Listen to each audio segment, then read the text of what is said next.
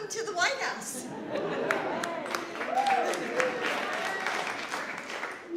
Whether you are with us in person or joining us from your own home, we are so grateful to share the traditions of this special holiday with all of you. Hanukkah usually comes in the final weeks of the year, when the light of the day is cut short by long nights, surrounded by the cold shadow of winter. We remember another time of darkness, a battle against hatred, a temple defiled, and a flame that burned for 8 impossible nights.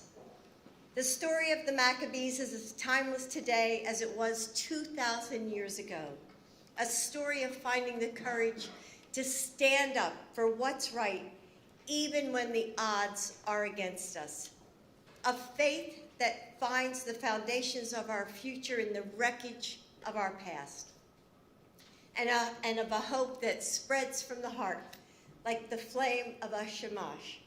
Tonight, on this 4th night of Hanukkah, we see the miracle of life, both on our candles and in our communities. The nurses who work through the night to keep us healthy, the educators who helped carry our students through one of the hardest times in memory. The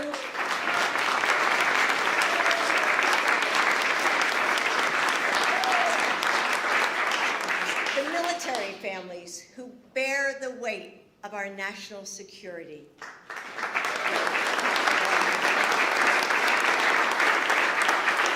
The friends who help us in our time of need. The children who inspire us to build a better future.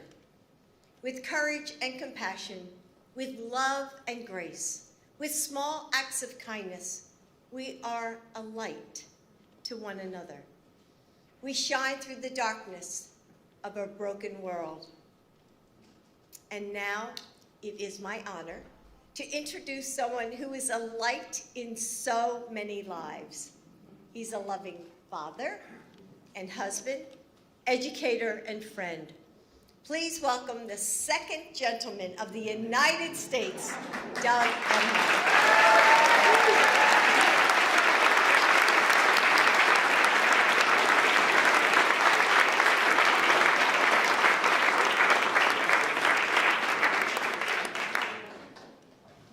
Thank you, Jill, for being such a light in all of our lives. Let's hear it for our First Lady.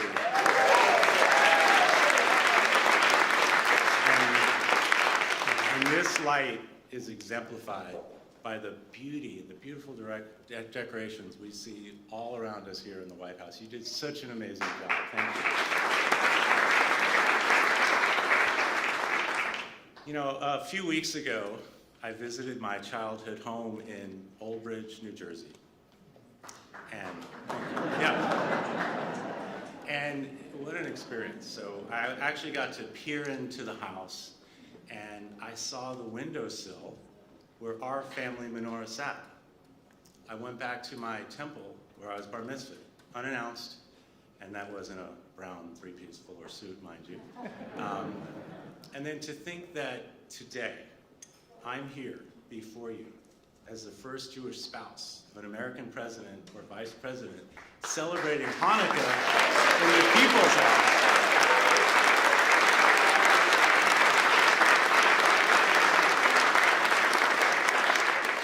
It's humbling, and it's not lost on me that I stand before you all on behalf of all the Jewish families and communities out there across our country. I understand that, and I really appreciate it. And as our great president has said, our history, our values as Jews are an essential part of who we are as Americans. Jewish values are American values, and I believe this deeply.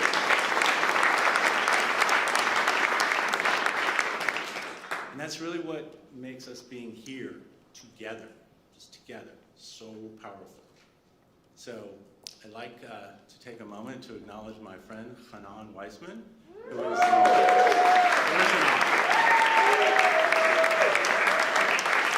Hanan is the White House liaison to the Jewish community, who's not only helped plan this beautiful event, but has helped me so much to to be able to communicate the things I want to communicate to our community and the country and the world. And this week, Hanan and his wife, Alana, welcomed their new baby, Rosie, to the world.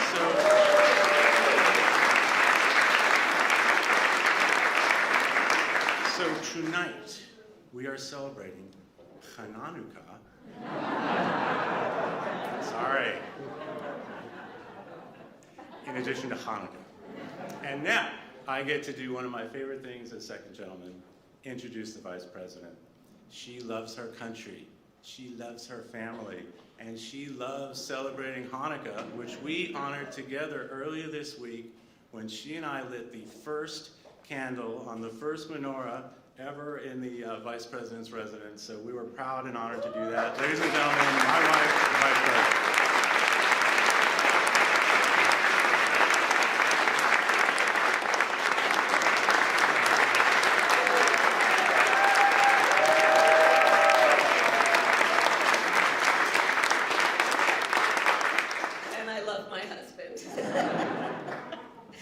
Happy Hanukkah, everyone. Happy Hanukkah. To our great, phenomenal President, Joe Biden, to our phenomenal First Lady, Jill Biden, thank you for welcoming all of us and for what you do every day, Majority Leader Chuck Schumer, thank you for your leadership.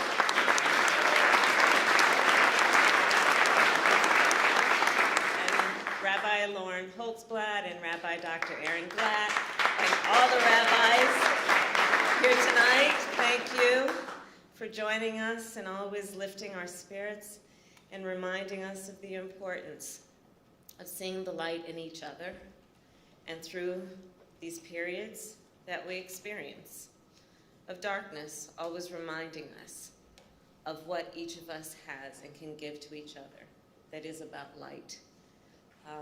It is an honor to be here with friends old and new and to mark the fourth night of Hanukkah. As the first second gentleman said, Hanukkah is one of our family favorites as a holiday. And every year our family, like so many around the world, gather to reflect on the lessons of the Hanukkah story, the power of the people, the possibility of the future, that even in despair, there is hope, that even in darkness, there is light. We all know for 2,000 years, these important lessons have been a beacon for people around our world. As Jews have gathered to light the menorah, a tradition that has endured, yes, during moments of darkness, a tradition that has endured in moments also of celebration. We have known and always known that we will not be deterred, that we will not be distracted from what we know is good and our commitment and an enduring commitment to good. After World War II, we remember Jewish immigrants together with merchants and members of the Coast Guard gathered for Hanukkah services on Ellis Island. And as Doug mentioned, he went to Ellis Island and looked at the papers of his family members who arrived in the United States through Ellis Island. Decades later, when a brick was thrown through the window of a Jewish home in Billings, Montana, the town came together. Thousands put menorahs in their windows in a stand against hate. And just last year, as hospitals and nursing homes, staff members celebrated Hanukkah with patients who were separated from their families due to the pandemic. So tonight we carry on this ancient tradition, this sacred tradition. And when we light this beautiful menorah, we will do so not only for ourselves, but for all those who came before and for all those who have yet to arrive. As one candle lights many, may the hope we share tonight ignite the hope throughout our world for generations to come.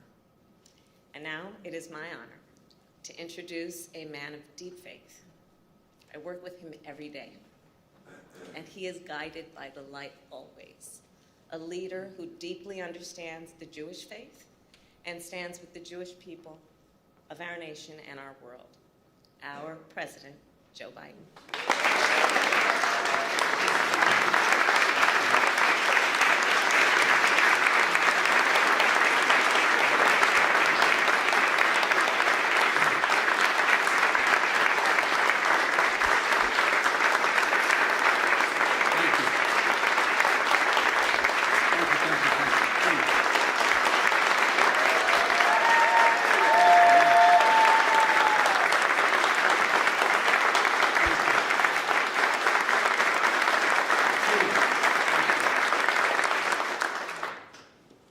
My name is Joe Biden. I am Jill's husband,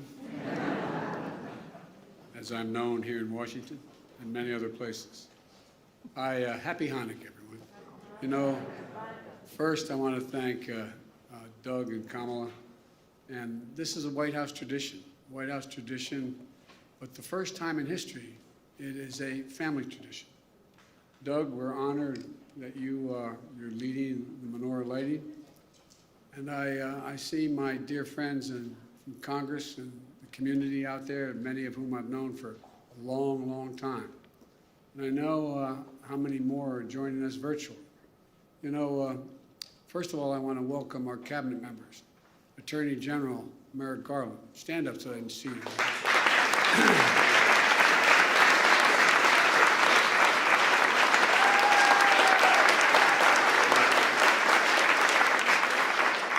He is practicing the Jewish tradition of restoring justice to the Justice Department.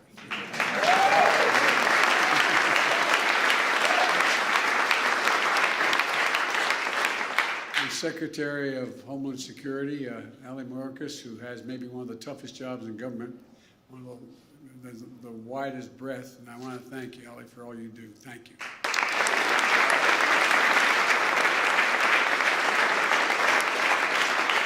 One of the brightest scientists and docs I know, head of OSTP, Director Eric Lander. Eric?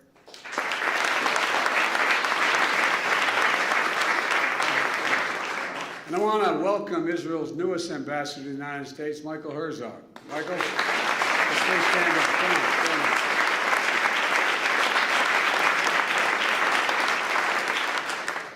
Ambassador, I look forward to working with you to reaffirm the long-standing ties between the United States and the State of Israel. I was saying to a couple of younger members of my staff before I came over about the many times I've been to Israel, I said, and then all of a sudden I realized, God, you're getting old, Biden. I have known every prime minister well since Golda Meir, including Golda Meir. And during the Six-Day War, I had an opportunity to, she invited me to come over because I was going to be the liaison between she and the Egyptians about the Suez and so on and so forth. And I sat in front of her desk, Chuck, and she had a guy, her staff member to my right. His name was Rabbi. And she kept flipping those maps up and down. She had that bivy of maps and it was so depressing. She was about what happened. She gave me every detail. All of a sudden, she looked at me and she said, Mr. Ambassador, would you like a photograph? And I thought, okay. We got up, we walked out, the three of us are standing in that rectangular area outside the office. And the photographers are taking pictures in the press. And Chuck, without turning her head, she looked straight ahead, but talking to me, she said, why do you look so sad? And I said, and I almost turned, and I said, well, Madam Prime Minister, I said, you've painted such a dismal picture. She said, oh, no. She said, don't worry. She said, we have a secret weapon in our battle in this area. And I almost turned again. I said, what's that? She said, we have no place else to go. Ladies and gentlemen, you know, as Doug leads our candle lighting, he'll be joined by Leader Schumer. A good friend of mine, Chuck, we're so sorry about your dad. Abe was passed away. And Chuck, you said in the eulogy to your dad, if you don't mind my saying this, you said he never quit, he never cut corners, he led by example, he knew we had responsibility to others beyond ourselves, and he lived with the conviction that doing the right thing, even when others don't, will lead to success. Chuck, he described you. He described you, pal. And you could use the same words to describe you. And, you know, in Abe's blessed memory, I hope you continue to lead us. Thank you. Thank you.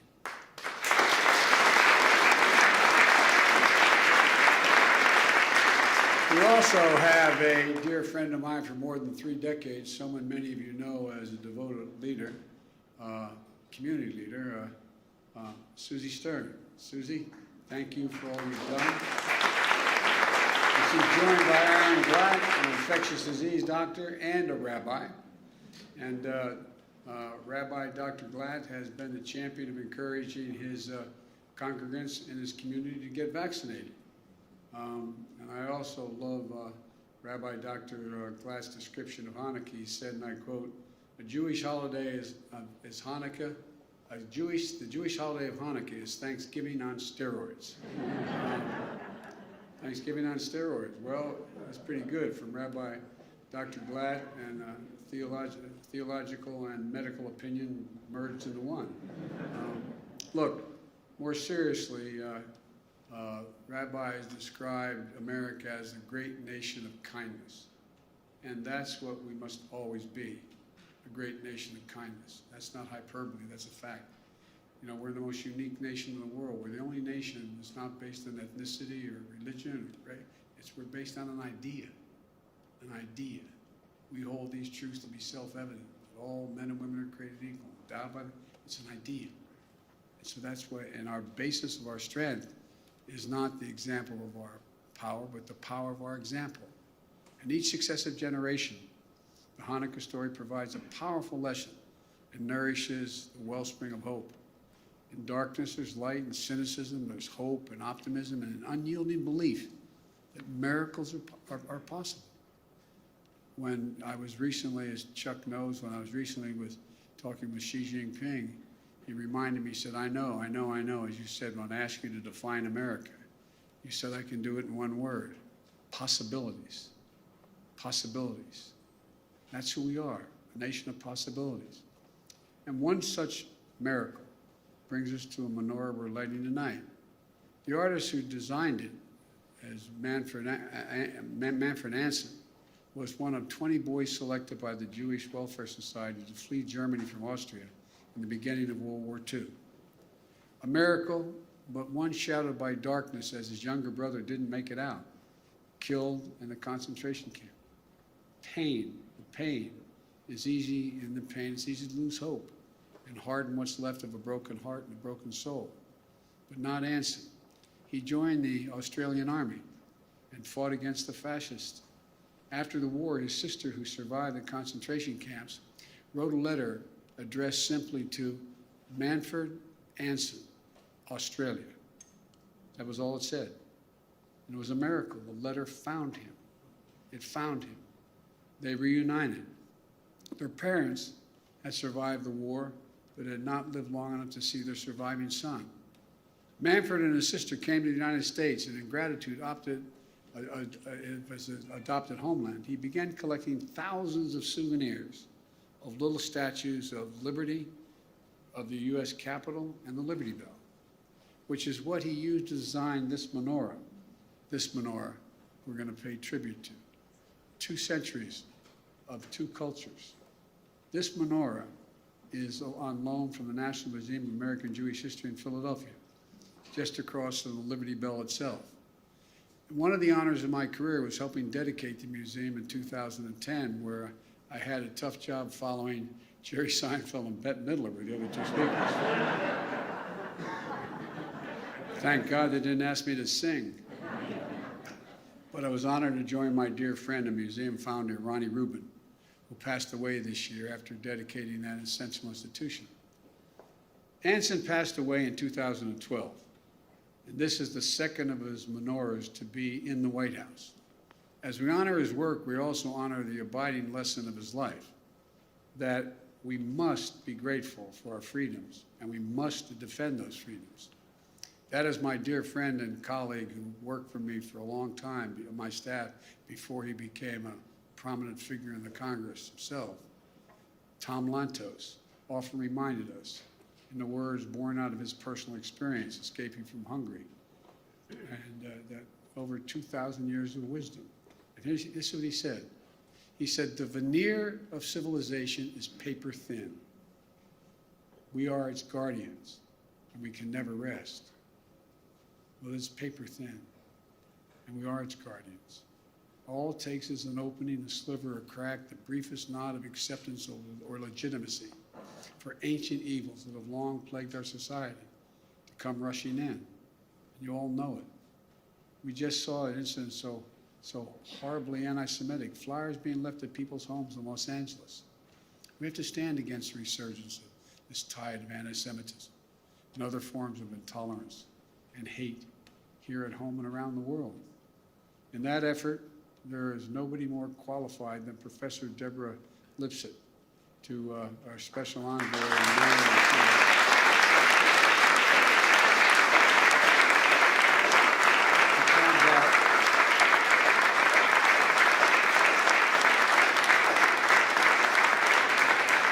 Combat anti-Semitism.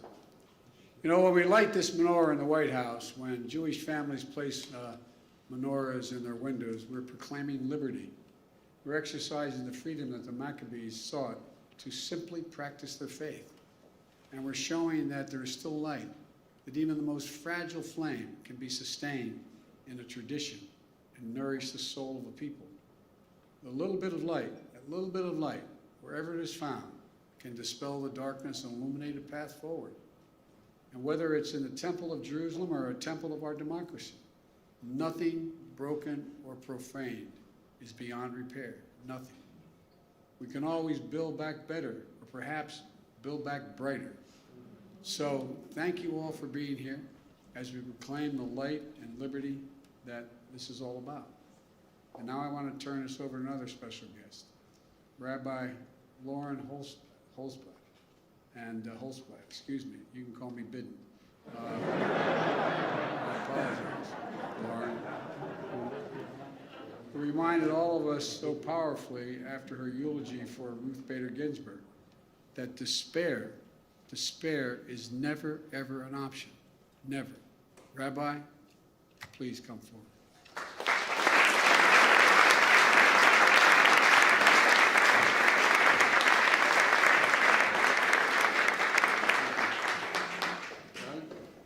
I'll give you this. I'll give you.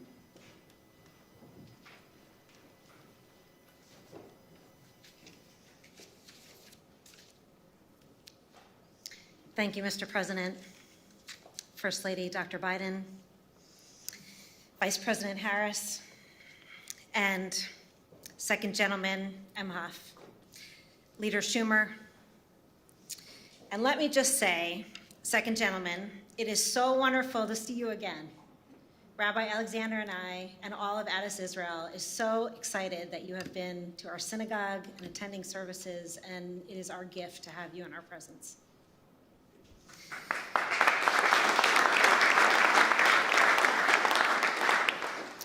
Nes Gadol Hayapo, what a miracle it is to be standing here today with all of you in the White House blessing the light of the Hanukkah. I mean,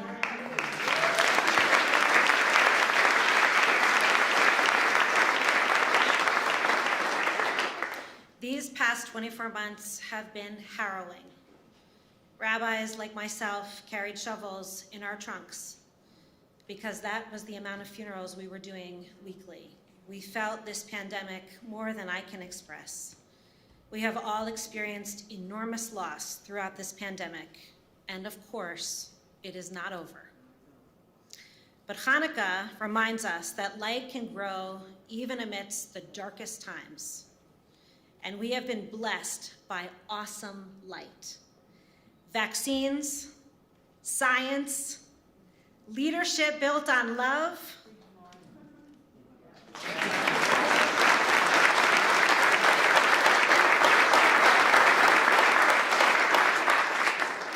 honesty, human dignity, and leaders that are committed to ensuring a vibrant, healthy planet for our children and our children's children.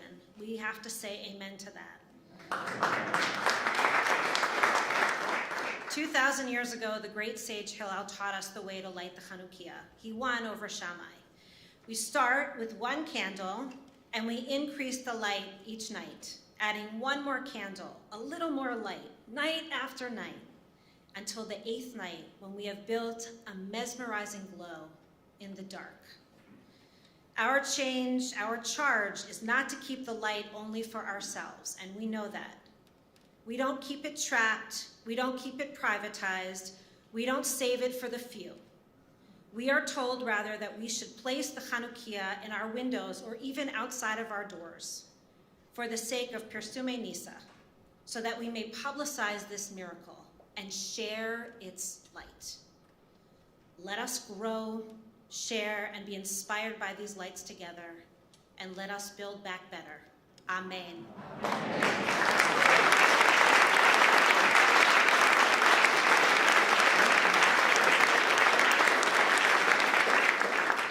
It is now my honor to call up Leader Schumer, to call up Rabbi Dr. Glatt, and Susie Stern to light the Hanukkah.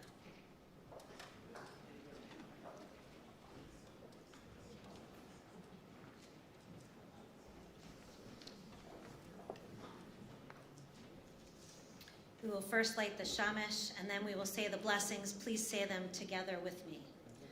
Baruch atah Adonai, Eloheinu melech haolam, asher kidshanu b'mitzvotav, v'tzivanu lehadlik ner shel Chanukah.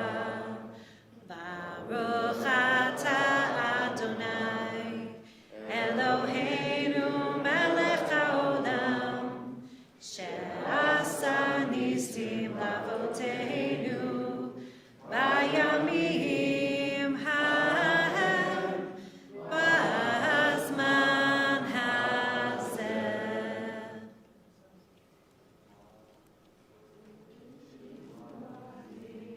L'chana'eh l'shabeach, tichon beit tefilati, l'sham toda mizabeach, v'tafin b'apeach, mitzoram nabeach, az egmor b'shir mizmor, Hanukkah tamizbeach, az egmor b'shir mizmor, Hanukkah tamizbeach. Happy Hanukkah, Chagurim Sameach. Thank you all so much for being here, and thank you to our incredible hosts.